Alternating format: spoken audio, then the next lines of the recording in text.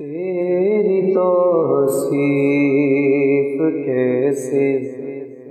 کروں میں بیان، آمنہ کے قصے تیری کیا بات ہے، تیری توصیف کیسے۔ اعوذ باللہ من الشیطان الرجیم، بسم اللہ الرحمن الرحیم۔ میں قائم ٹی وی کراچی اسٹیشن سے آپ کی میزبان بطول زہرا پروگرام سیرت صادقین لے کر حاضر خدمت ہوں، اور ہمارے ساتھ تشریف فرما ہے معروف مذہبی اسکالر ڈاکٹر ثروت عسکری۔ السلام علیکم۔ وعلیکم السلام۔ سب سے پہلے تو آپ کو جشن صادقین جو ہے وہ بہت مبارک ہو، خیر مبارک۔ اور اسی حوالے سے ہمارا پروگرام ہے اور ہم آپ سے بات چیت کریں گے۔ تو سب سے پہلے جو میرا آپ سے سوال ہے وہ ہے کہ رسول اللہ کی ولادت سے قبل عرب کے کیا حالات تھے؟ بسم اللہ الرحمن الرحیم۔ السلام علیکم۔ میں آپ کی خدمت میں، آپ کی پوری ٹیم کی خدمت میں، اور آپ کے توسط سے آپ کے تمام ناظرین کی خدمت سے قائم ٹی وی جہاں جہاں پہ دیکھا جاتا ہے پوری دنیا میں، ان تمام ناظرین کی خدمت میں تہنیت پیش کرنا چاہتی ہوں، مبارکباد پیش کرنا چاہتی ہوں، اس لیے کہ یہ کائنات کا سب سے بڑا جشن ہے، یہ کائنات کی سب سے بڑی عید ہے۔ اور جب عید میلاد النبی صلی اللہ علیہ وسلم کا ذکر ہوا کرتا ہے تو مجھے یہ کہنے کی اجازت دیجیے کہ یہ تمام عیدوں میں سب سے بڑی عید ہے، اس لیے کہ اگر آقا صلی اللہ علیہ وسلم تشریف نہ لائے ہوتے تو سرکار احکامات نہ آئے ہوتے، نہ ہم عید الفطر کے بارے میں جانتے، نہ عید الاضحیٰ کے بارے میں جانتے۔ یعنی یہ جو ولادت رسول صلی اللہ علیہ وسلم کی عید ہے یہ سب سے بڑی عید ہے۔ تو آقا صلی اللہ علیہ وسلم کی ذات گرامی کو نذرانِ عقیدت پیش کرتے ہوئے میں اپنی ہی نعت کے چند اشعار آپ کی سماعت میں نظم کرنا چاہتی ہوں کہ یہ شان کریمی ہے تیری اے میرے سرکار، یہ شان کریمی ہے تیری اے میرے سرکار،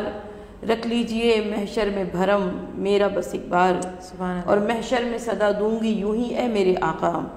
محشر میں صدا دوں گی یوں ہی اے میرے آقا، اب کیجئے شفاعت میری اے شافع ابرار، اور جب جب مجھے طوفان حوادث نے گھیرا، جب جب مجھے طوفان حوادث نے گھیرا، دیتی ہوں تمہیں واسطہ حسنین کا ہر بار، اور یہ شوق زیارت مجھے جینے نہیں دیتا، یہ شوق زیارت مجھے جینے نہیں دیتا، روضے کا مجھے اپنے کرا دیجئے دیدار، اور سربت کو صدا دیجئے اے رحمت عالم۔ مقطع عرض ہے کہ سربت کو صدا دیجئے اے رحمت عالم، تربت کو میری نور سے کر دیجئے زوبار، یہ شان کریمی ہے تیری اے میرے سرکار، رکھ لیجئے محشر میں بھرم میرا بس ایک بار۔ سبحان اللہ، سبحان اللہ۔ یہ نعت رسول مقبول صلی اللہ علیہ وسلم اسی ماہ ربیع الاول میں پروردگار عالم نے مجھے عطا فرمائی ہے، اور میں چاہتی ہوں کہ آقا صلی اللہ علیہ وسلم کے صدقے میں، ان کے گھرانے کے صدقے میں رب العالمین میرے مرحوم والدین، میرے مرحوم شوہر اور ان کے والدین کی پروردگار عالم مغفرت فرمائے، اور آقا صلی اللہ علیہ وسلم کی شفاعت نصیب ہو۔ بہت خوبصورت آپ کا ٹاپک ہے، اس لیے کہ سیرت طیبہ صلی اللہ علیہ وسلم پر حضور نبی کریم صلی اللہ علیہ وسلم جب مبعوث برسالت ہوئے تو اس سے پہلے عرب کے حالات بہت زیادہ ناگفتہ تھے۔ تاریخ یہ بتاتی ہے کہ جب آقا صلی اللہ علیہ وسلم مبعوث برسالت ہوئے تو اس سے پہلے جس زمانے کو ہم جاہلیت اسلام، جاہلیت قبل اسلام کا زمانہ کہتے ہیں، یہ زمانہ بڑا مشکل تھا، اس لیے کہ ہر جانب ہمیں ایک بے راہ روی نظر آتی ہے، کفر و شرک کا ہمیں دورہ نظر آتا ہے، بلکہ اخلاقی گراوٹ اس حد تک بڑھ گئی تھی کہ کوئی عورت محفوظ نہیں تھی۔ باپ کے مرنے کے بعد مائیں، جو سوتیلی مائیں بھی ہوا کرتی تھی، وہ بیٹوں میں ترکے کے طور پر تقسیم ہو جایا کرتی تھی، اور خانہ کعبہ جیسا مقدس مقام وہاں کی بھی بے حرمتی کی جاتی تھی۔ تو اس قدر جاہلیت قبل اسلام کے جو ہمیں عرب کے حالات نظر آتے ہیں وہ بہت زیادہ ناگفتہ بے نظر آتے ہیں، لیکن اس میں سب سے زیادہ اہمیت کی بات یہ ہے بطول کہ اس زمانے کے جو افراد تھے وہ ان برائیوں پر شرمسار نہیں ہوتے تھے، وہ ان پر نادم نہیں ہوا کرتے تھے، بلکہ وہ ان پر فخر کیا کرتے تھے، وہ اپنی چرب زبانی پر فخر کیا کرتے تھے، اپنی ہٹ دھرمی پر فخر کیا کرتے تھے، اپنی سرکشی پر، اپنی خودسری پر فخر کیا کرتے تھے، اور اس کو اپنے لیے باعث فخر و مباحات جانتے تھے۔ یہی وجہ ہے کہ ہم دیکھتے ہیں کہ اس زمانے کی جو جنگیں ہوا کرتی تھی وہ کئی مہینوں بلکہ کئی سالوں پر محیط ہوا کرتی تھی، اور ایک قتل و غارت گری کا بازار گرم رہتا تھا، ایک قبیلہ قبیلہ دوسرے قبیلے سے لڑنے کے بہانے تلاش کیا کرتا تھا. اور مجھے ایک مقام پہ یاد آتا ہے کہ عرب کا ایک مشہور شاعر ایک شعر لکھتا ہے. میں عربی کا ترجمہ آپ کی سماعتوں کی نظر نہیں کروں گی بلکہ صرف ٹرانسلیشن ترجمہ آپ کی خدمت میں نظر کروں گی کہ جس میں وہ شاعر کہتا ہے جب کوئی بچہ پیدا ہوا کرتا ہے تو ہم انتظار کیا کرتے ہیں کہ کب وہ تلوار چلانے کے قابل ہوگا, کب وہ گھوڑے کو اڑانے کے قابل ہوگا. یعنی ان کی جو تمنائیں ہوا کرتی تھی, آرزویں ہوا کرتی تھی, وہ یہی ہوا کرتی تھی کہ جنگ و جدل ہو, لڑائی ہو, قتل و غارت گری ہو, اور غیرت کے نام پر وہ قتل و غارت گری کا بازار گرم کر دیا کرتے تھے, باوجود اس کے کہ ان میں غیرت نام کی کوئی چیز نہیں تھی. وہ اپنی شاعرانہ, کیونکہ شاعری کا اس وقت ہم دیکھتے ہیں کہ بہت زیادہ تذکرہ نظر آتا ہے, تو اس میں دوسرے قبیلے کی خواتین کا نام لیا کرتے تھے اور اس کے بعد ان کی لیے حسن کے, ان کے عشق میں اشعار کہا کرتے تھے. اور جب دوسرا قبیلہ سنتا تھا تو وہ ان کے اوپر حملہ آور ہو جایا کرتا تھا. یعنی یہ ایک سلسلہ چلتا رہتا تھا اور اس قدر اخلاقی گراوٹ ان کے درمیان میں موجود تھی. اور میں یہ کہتی ہوں کہ شاید یقیناً یہی وہ حالات تھے کہ جن کی بنا پر رب العالمین نے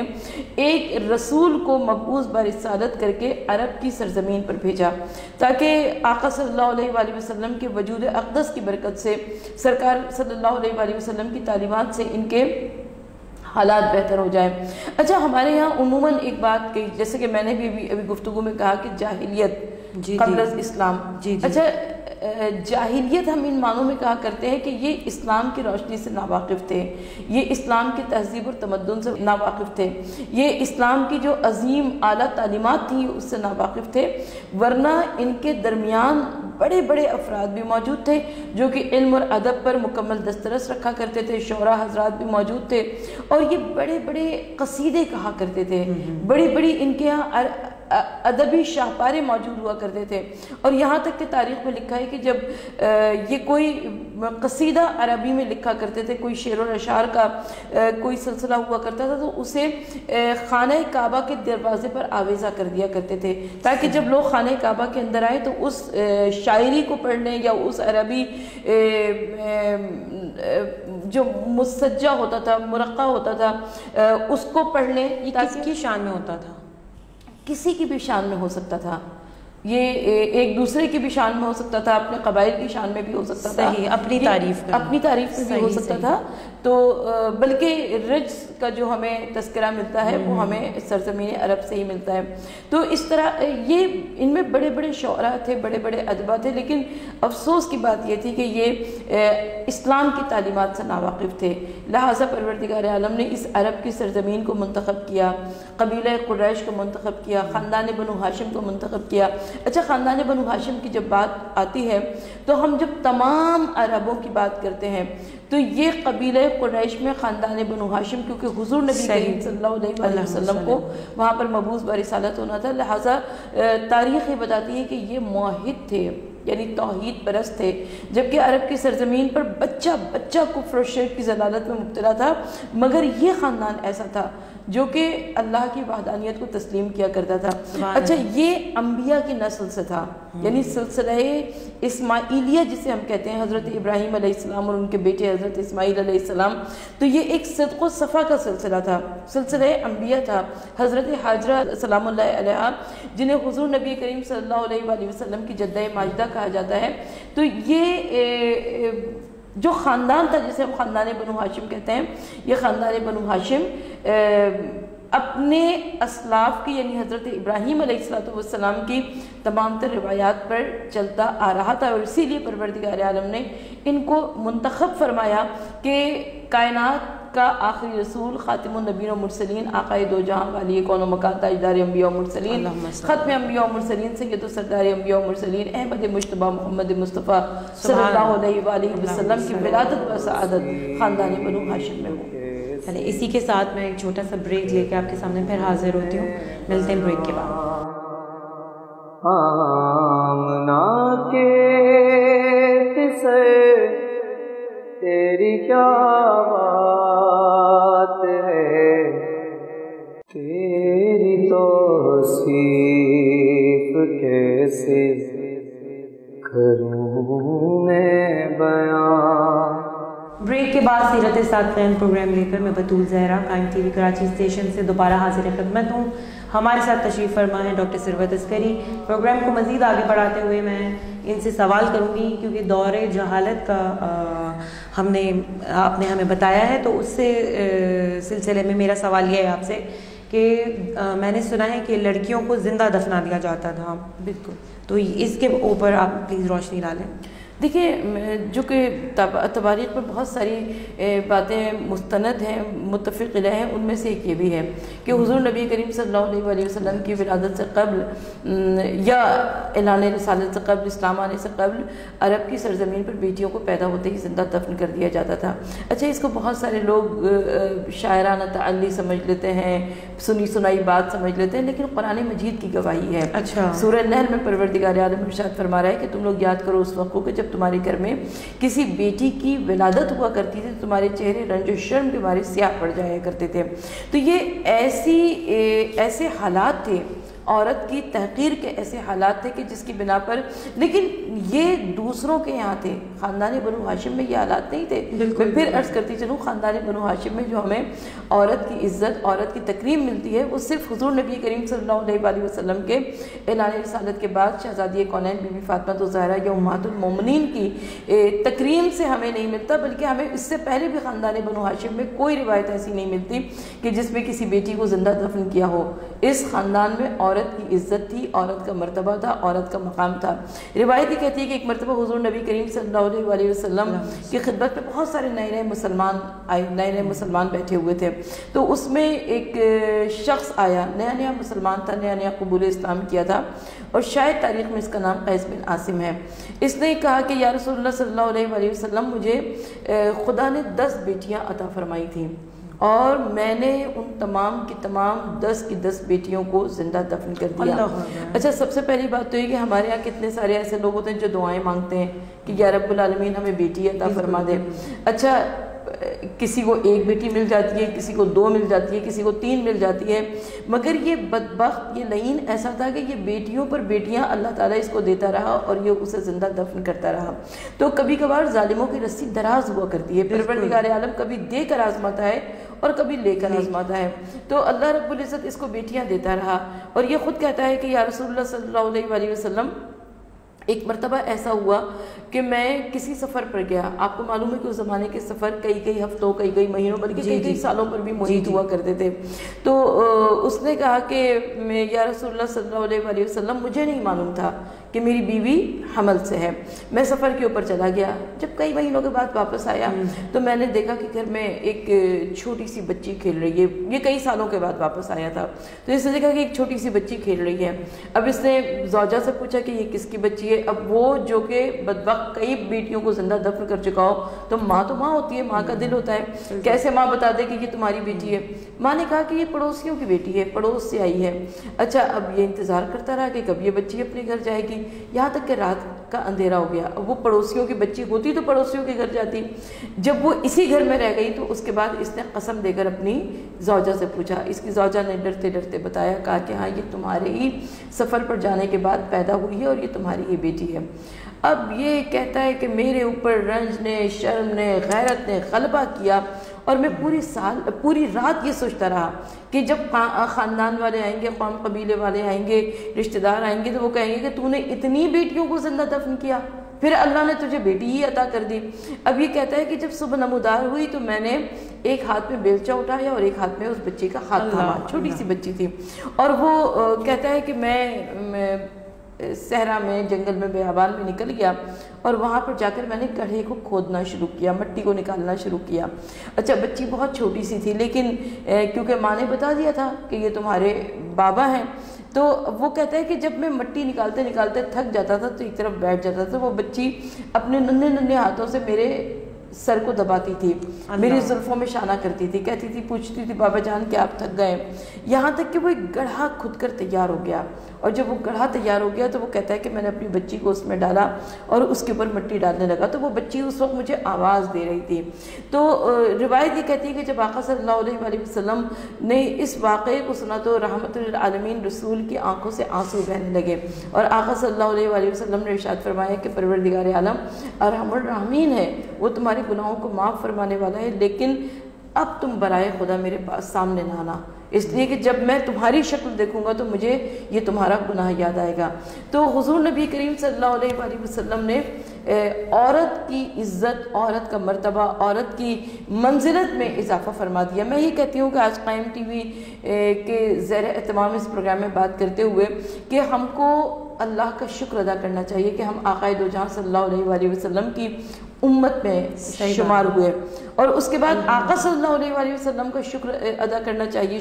شکریہ ادا کرنا اخلاقاً بھی ہوا کرتا ہے، شرعاً بھی واجب ہوا کرتا ہے، اس لیے کہ جن کے آپ ممنون احسان ہوا کرتے ہیں، اگر آپ انہیں ایک لفظ شکریہ نہ کہیں تو ان کا دل ٹوٹ جاتا ہے۔ تو یہاں پر واجبات میں سے شمار ہے کہ ہم حضور نبی کریم صلی اللہ علیہ وآلہ وسلم کو شکریہ کہیں کہ آپ نے ہماری عزت، ہمارے مرتبے، ہماری منزلت میں اضافہ فرما دیا۔ اگر اسلام نہ آتا تو لوگوں کو کیسے معلوم ہوتا کہ بیٹی وہ ہے کہ جس کے اوپر علم حاصل کرنا واجب اور لازم ہے، بیٹی وہ ہے کہ جس کو باپ کی میراث میں سے حصہ دار قرار دیا جاتا ہے، بیٹی وہ ہے جو کہ گھر کی رونق ہے، بیٹی وہ ہے جو کہ باپ کے لیے عزت کا، غیرت کا باعث ہے، بیٹی وہ ہے جو کہ بھائیوں کے واسطے ان کی محبت کی حامل ہے،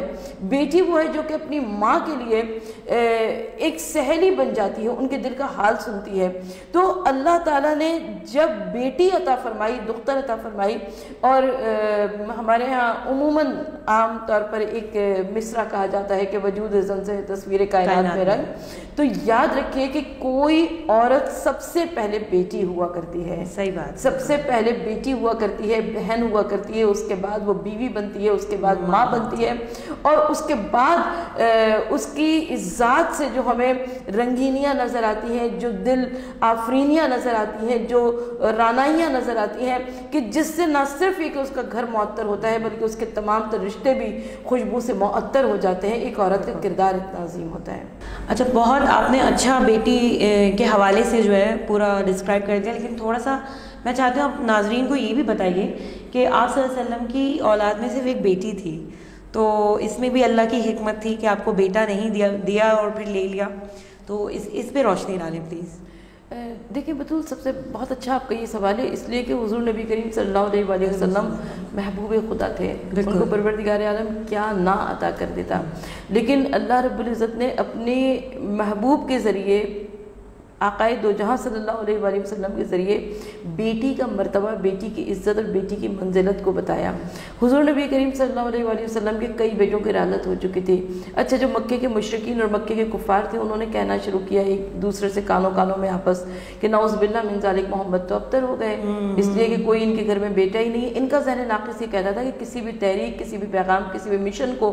آگے بڑھانے کے لیے اولاد، اور وہ بھی اولاد نرینہ کی ضرورت ہوا کرتی ہے۔ تو انہوں نے کہا کہ نعوذ باللہ من ذالک، جب سرکار اس دنیا سے تشریف لے جائیں گے، نقل کفر ناباشد، میں ان کی بات دہرا رہی ہوں، اس روایت کو آگے بڑھانے کی کوشش کر رہی ہوں کہ پھر ہم ہوں گے، ہمارا کفر ہوگا، اور اس طرح کی باتیں۔ لیکن پروردگار عالم نے سورہ کوثر کا نزول فرمایا۔ سورہ کوثر کے نزول کے ذریعے کہا کہ یا رسول، ہم نے آپ کو کوثر عطا فرمایا، اور اس کے بعد اسی سورہ کوثر کے آخری آیت میں ارشاد فرمایا کہ آپ کا دشمن ابتر یعنی نسل بریدہ رہے گا۔ یعنی ایک بیٹی کے ذریعے اللہ نے وہ منزلت، وہ مقام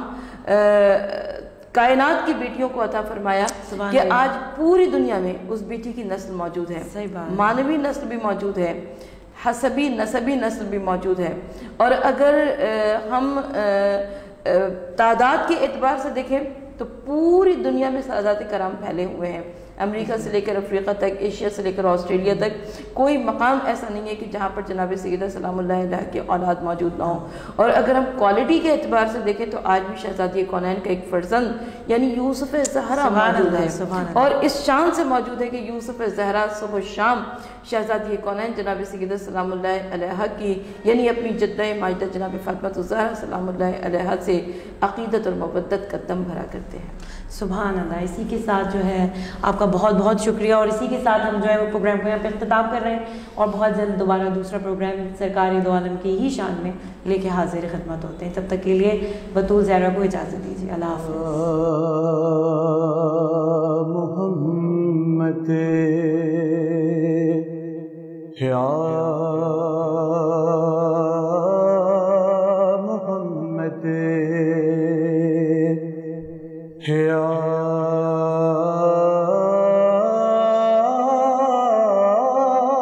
محمد